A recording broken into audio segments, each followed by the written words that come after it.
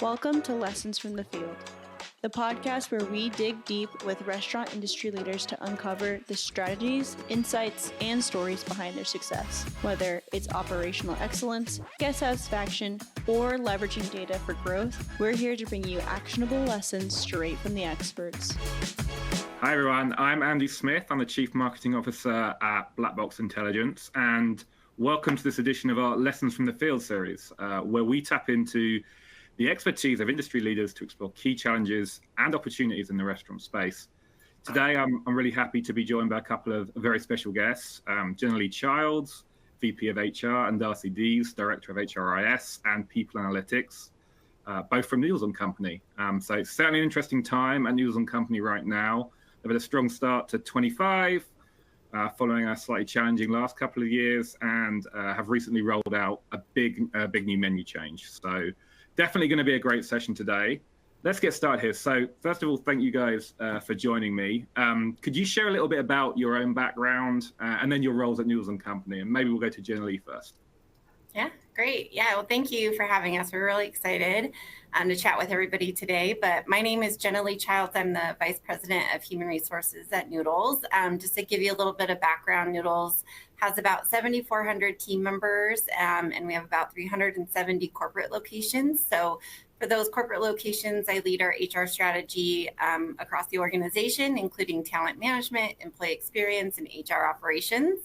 I've been with Noodles since 2019 and have the pleasure of working with Darcy and other really great members of my team that use data day to day to make decisions and recommendations. So really excited to share some of the things we've been doing. And I'm Darcy Dees. I'm the Director of HRIS, People Data Analytics, and Compensation. So basically, if it's a system or numbers in HR, it falls under my purview. I've been with Noodles since 2015, so I'm almost at 10 years now. And yeah, very excited for the conversation today. Great. Well, yeah, like I said, thank you so much for joining us. We're certainly very grateful for your partnership and grateful for your ability, for your openness to participate in this. So first thing I kind of wanted to ask you guys about was how you staff your restaurants. So obviously we're going to talk a lot about turnover as part of the rest of this discussion, but I think that's a great way of setting this up. Before we talked, and you mentioned your staffing forecast model, but maybe you could talk about holistically about how you staff your restaurants and how you think about that, and then bring it down to the forecasting model. And I don't know who wants to take that one. I can start us off, and then Darcy, feel free to add in where I missed. So we have an amazing recruiting team, and our Director of Talent Acquisition does a great job of supporting a decentralized staffing model. So each of our restaurants, we use ISIMs as our ATS, and so they each have access in and can review candidates and hire. But really our job is to kind of fill that funnel and making sure that they have enough candidates within that platform to be able to hire and kind of source for their team. And then how they know what they need to hire for is the staffing forecast model. And so that is where it kind of gets a little bit more technical, but we do a great job of making sure that there's employment branding. Our teams know how to run the system. They know how to run different programs, whether it's, doing marketing outside of their four walls to try to engage referrals. So lots of different ways that we try to engage and get our restaurants staffed. But we do have like a high level overview to understand like where each location should be. And then our team also, his name is Tristan, he helps support those restaurants that are maybe critically understaffed, and really just kind of triaging why they may be experiencing some harder times filling those restaurant positions. And I'll talk about the staffing forecast model because I do think it's a pretty helpful tool for our restaurants. So back in 2017, Noodles did this activity, which we called a best practice quest. And we asked our restaurants that were performing really well what they were doing. And so then we tried to roll that out company-wide. And back then, I worked with the finance team and we came up with this staffing forecast model. So it included sales, it included turnover. I think we even potentially included like type of restaurant.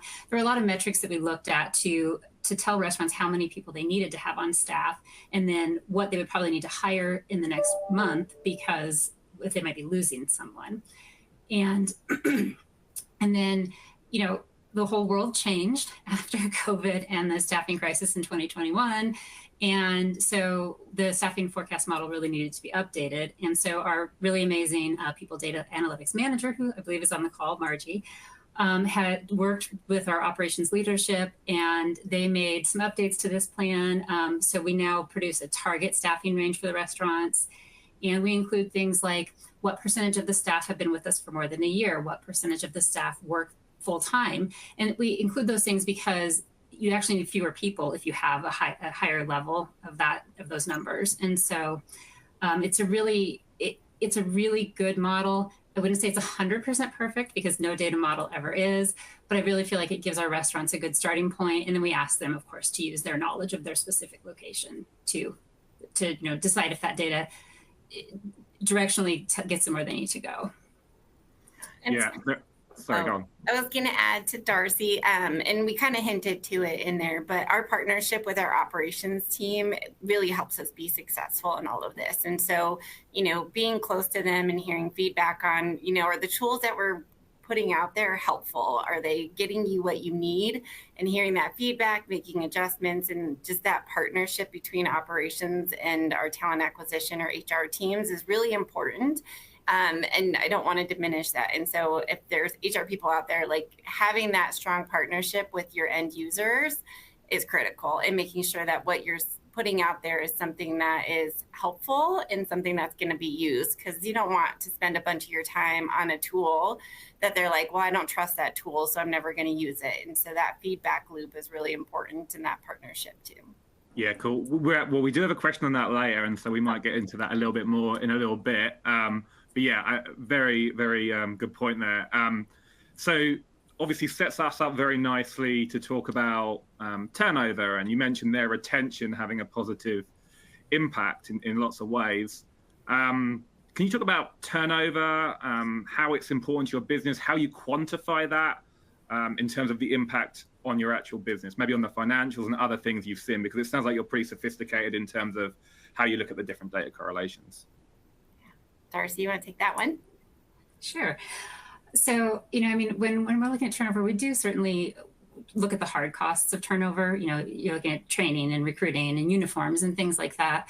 But we also really try to look at the soft costs of turnover too. There's people getting up to speed. There's replacement costs, because a lot of times you have to replace people at a higher rate than what they were working for you at.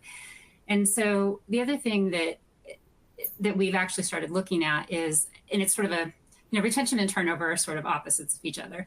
And we were looking at what does retention get us? And this is actually a project that I'm in the midst of at the moment. So it hasn't been rolled out yet, but I looked at, if a GM is in position, for longer than a year, we have significantly better results on sales, profitability, guest metrics, cook times, EcoSure scores.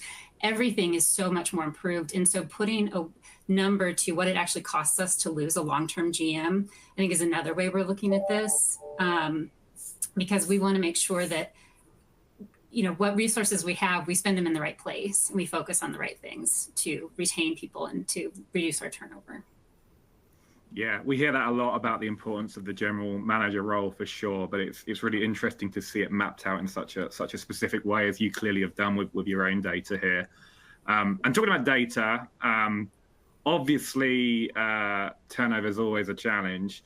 I just wondered what data points are kind of most critical for you when understanding and improving retention. And just beforehand, I think we spoke about your turnover feeder dashboard. Maybe you can explain that. Maybe I've got it completely wrong, but just generally data and turnover. Yeah, so, and we really try to measure turnover pretty carefully. So one of the things we do that is different than the way Black Box measures our turnover when we're doing our monthly reporting is we do use the entry date of the termination, because we do get backdated terminations. And so we don't feel like we'd have a good handle on what our turnover actually was if we didn't do it that way. So that is our starting point. And then we did create, and again, this was in 2019, a turnover dashboard that I spent a long time doing a lot of data mining, trying to figure out what correlated with turnover, and came up with a data model that, using a multivariate regression analysis, we got to a 55.1% R squared, which was pretty good, I think. And so we then produced this dashboard for the operators every month that showed them where they were on the things that we determined were strongly correlated with retention, with reducing turnover. And it was keeping the GM in place. It was compliance with our new hire training program, because we feel like, if people felt like they were comfortable doing their job, they would stay with us longer. An interesting one was the average time it took for someone to onboard. If for restaurants that took a longer time to onboard people, they were losing them more often. Another thing we found was overtime hours. So there was a negative correlation there. The more overtime hours people had to work, the worse turnover was. And so we put this whole dashboard out to show them where they stand. As I said earlier, everything had changed after COVID and the staffing crisis. And so we actually, that data model the R-square value went down. And so we don't use it any longer. And we are in the process of figuring out now what those things are that are really strongly correlated with turnover, so we can tell our operators, these are the people actions that you can take that will help you keep your staff. And I think to add to that, times change, things change. And so I think having it on our radar to run more frequently and not just saying like, this is gospel, this is what we're going to always think about, like widening that funnel and understanding what are some other things that we think might be impacting turnover or our GM retention, and putting those in there, right? Like times are changing. Most of our workforce is now Gen Z. And so the things that they value are maybe different than, what we've had in the past. And so really just kind of asking those questions and putting them in the top of the funnel. And then Darcy and her team run their magic with all of the math that I don't do. But it really helps us to kind of widen that funnel. And again, partnering with other people, right? So like, what is our marketing team seeing? What is our operations team seeing? And really widening our lens in what we're looking at, and not just being as narrow as, these are the things that we've seen in the past. And so how do they measure up now? So I think that's one of the things that we're obviously doing now, but we'll keep it on our radar to kind of refresh on an annual basis. The other way we do look at turnover, obviously, and trying to figure out what's happening is by looking at reasons. And I think we have the same issue that probably most folks have is, it's really hard to make sure those reasons are correct. And because it's hard to take action on them if you don't know what's really happening. And one of the things we did do was, because I think it was our most used reason in the past, was left for another job. We actually removed that as a reason because we didn't want to know what destination they were going to. We wanted to know why they were leaving us. And so we tried to dial in a little bit more on what was the reason that they actually chose to leave Noodles. Cool. And so I guess my question was, how do you zero in on what's impacting turnover? And is it those questions, or is there like other data that you look at too? We look at all kinds of stuff. So it's not just HR data that we'll look at. We'll look at sales. We look at the type of restaurant. We'll look at how long the AM has been there. So there's definitely, different things throughout the organization that we'll take a look at. I don't know, Darcy, if there's any other fun ones outside of those that I named that kind of come to mind. We try to look at anything and everything. We are lucky that we do have our ITIS team has set us up with access to their databases. So we can pull finance data, we can pull marketing data. So we do try to, and unfortunately we don't have a nice data warehouse that puts all that together. So we end up doing a lot of work in Excel, but we do pull data from all those different sources to try and just look and that's, I know you're going to ask this later, but one of the things I'll say is just spend time on data mining, because you never know what you're going to find. And so we just try to look at everything. Yeah, very cool. So you mentioned training as something you look at. Curious with this like new menu rollout that you kind of been all in the news and that sort of stuff. Like, how does that work? Like, I think you mentioned there's a massive percentage of your menu changed as a result or recently. Curious, like, what the training looks like on that, what your involvement might be. And then I'm going to ask about partnering with operations. So maybe it's one of the same question, but really curious about the new menu rollout because I've been hearing a lot about that. Yeah, so the menu rollout was huge, right? So this is something where the organization changed about 70% of our menu. From a people perspective, the heavy lift was really on our ops services team. And so that's the training team and, making sure that everybody had all the training materials. As an organization, we did invest additional training to make sure people were ready and that they were comfortable with the new menu before it went out. I feel like Darcy should say the J curve thing because it's really technical, and I'm like, it goes like this. But I think it's something where we're trying to minimize that J curve. Obviously we saw it in our launch that we had in October, and then we saw it in our test market when we launched these menu items that just came out. And so we were trying to minimize that. And so it's a little early. We don't know exactly how that's going to end up.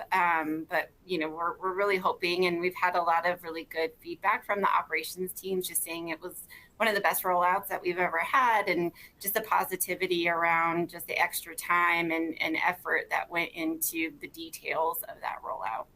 I don't know, Darcy, if you want to add anything other than my good, Jay. Yeah, it was so, and we did do a little bit of technical support on this too. So we offered additional training hours to each restaurant in their labor model, and we did set up our HRIS, which is Workday. We set that up so that they could clock in that way too, so we could track that, so we could determine this investment that we're making in these additional training hours, does it actually help? And then we were going to correlate it with hopefully a minimized J curve, which we'll see for sure, in a month or two if that really did work that way. But yeah, I think the anecdotal feedback we've gotten is that there were far fewer questions to the training team than there usually is after a rollout. And it was a huge rollout. So, it seems like it was a real win. Well, congrats on that. You talk a lot about importance of partnering with operations and operators like previously. And I think in what you just mentioned there with the new menu rollout, but could you explain a little bit about what that looks like on a practical level and how you kind of cultivate that relationship? And are there any structure and processes in place for that? I'm really interested to get your insights on that because, like I said, it seems like you put a lot of effort into it. Yeah. So we meet with our operations leaders. It used to be weekly. Now we're on a biweekly cadence, but we stay really close to our regional vice presidents and just we partner with them. So there's nothing that we would ever roll out or suggest that hasn't gone past them and gotten their feedback or suggestions on it. So it's a true partnership. And then from we do regional vice president, regional director, and then area managers. And so I have my HR business partner team. They sit in on each of the RDO calls and making sure that they're really connected with our AMs. We try to communicate both ways. That feedback that we get from them is really important. So it's an ongoing relationship, and it's making sure that we understand as an organization, we're here to support our restaurants. Like our restaurants and the people inside our restaurants are the ones that make Noodles work. And there's a lot of really good and important work that we do in our office and with some of our more technical teams. But all of it is to help and make sure that our team members on the ground can do what they do best. And that's deliver a great experience for our guests. Yeah, they're the revenue center. So, yeah. So what is that, Darcy? Is there, sounds like... The restaurants, they're the revenue center, not us. So it's really important that, we support them and we meet their needs. So, yeah, for sure. So this is kind of wrapped up as well, I guess. Definitely a big part of it is always going to be compensation. How do you approach compensation strategy, and maybe how do you collaborate with operators on that as well? So we build compensation zones, and there's, I believe, 6 to 7 hourly zones and 6 to 7 salaried zones. And we review those at least once a year. There was a time in 21, 22 when we were reviewing them a lot more frequently than that, when wage inflation was really spiking. But our operators can also reach out to us and say, hey, a warehouse moved in nearby or a brand new restaurant chain moved in and I need more money. My zone isn't enough anymore. And so we work with them to make sure that gets updated as needed. Lately, luckily, it's been a little bit closer to once a year, which is nice. And then our HR business partners sit with our operators during the merit process and calibrate everyone in the company. So they have a lot of lift there, but it's really helpful, I think, and it helps us to pay more equitably and make sure that we're paying for performance, which is really what we want to do. We also have educational materials out there for our operators. Like sometimes it's hard to understand, like where should my new hire go in my range? And so Darcy's done a really good job of kind of breaking it down and saying, if it's somebody that's brand new, has never had a job, like they're probably going to end in this, this quadrant of the pay range.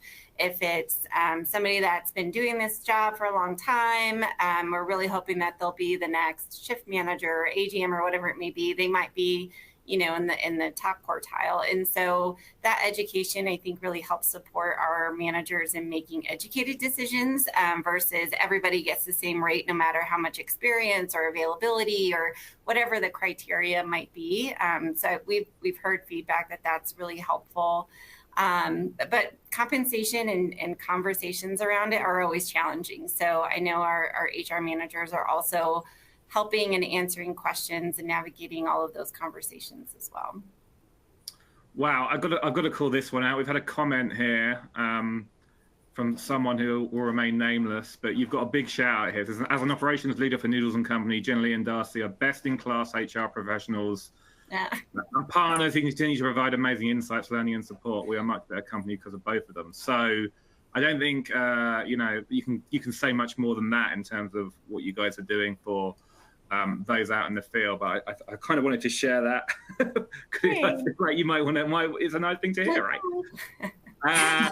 All right. So in terms of benchmarking, we're obviously a benchmarking company, so we like to talk benchmarking. Can you talk about benchmarking on all of those things? So compensation, turnover, et cetera, all the HR things that you measure. Like, can you talk about how you benchmark against the competition?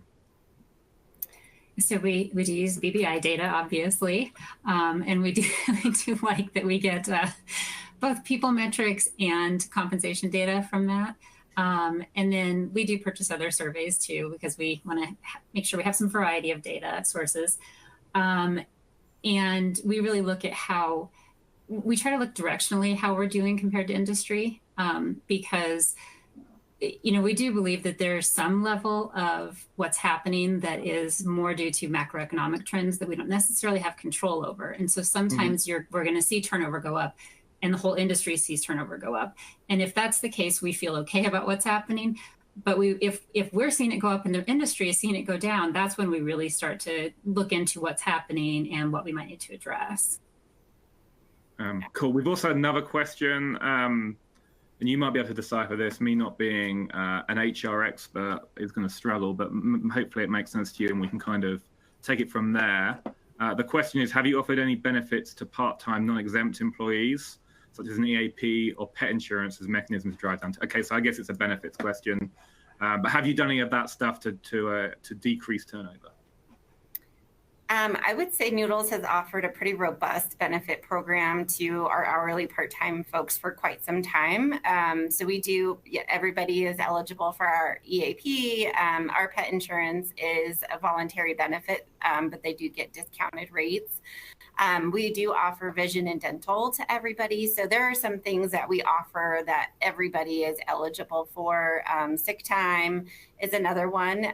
So it's just something where we try to be cutting edge on the benefit side. I mean, there's a balance in terms of cost, but we do try to offer quite a bit. And we try to get really creative. So we try to work with benefit providers that offer just a pay per use. So a lot of benefit providers will try to do a per employee per month, and that's just not something that we're able to do. And so we really try to partner closely with those vendors and offer something where our team members, it might be a small uptake of that benefit, but it's great that we're able to offer it.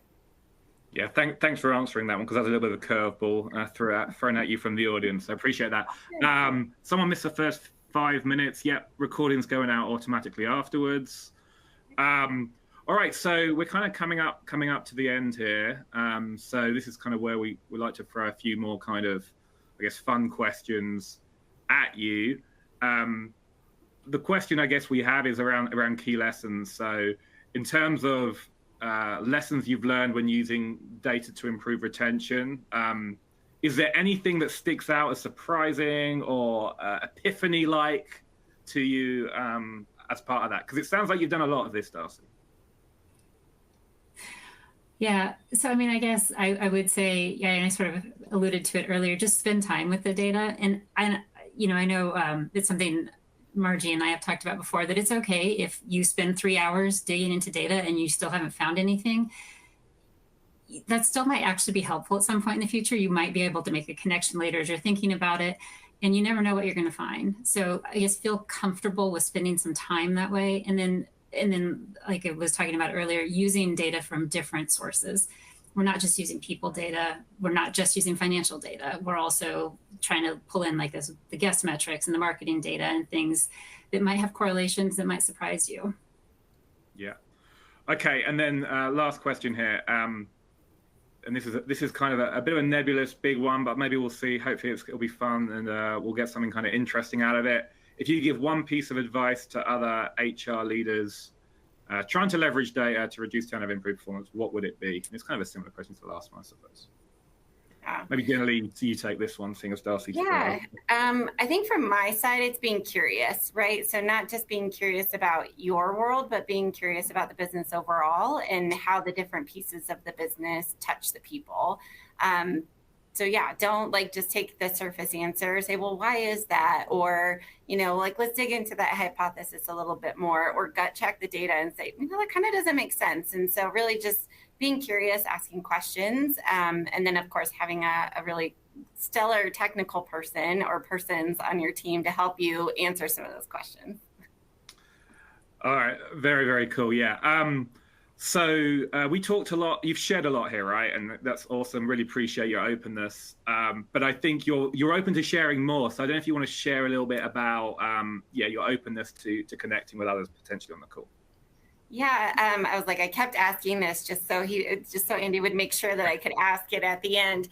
But we're always very interested in connecting with other folks in the industry, and then even outside of the industry. So what are people doing to help support their people? How are you navigating kind of this complex environment that we're in? And so if anybody's open to connecting and sharing stories or ideas, we are all for that. I know we have some folks that are our TA director is part of, recruiting roundtables. So we're really just trying to understand, what are other people doing? Our new CEO is really big on, what are other companies doing? What's the benchmark? And so leaning into that, I think would really be great. All right. Thank you so much for sharing your insights today. Super valuable. Really appreciate the openness, transparency, and just the kind of willingness to share with the community. So yeah, thank you. It's been great. And until next time, take care, and we'll see you on the next episode here. Thank you. Thanks, Andy. Thanks, everyone. Thanks for joining us for this episode of Lessons from the Field.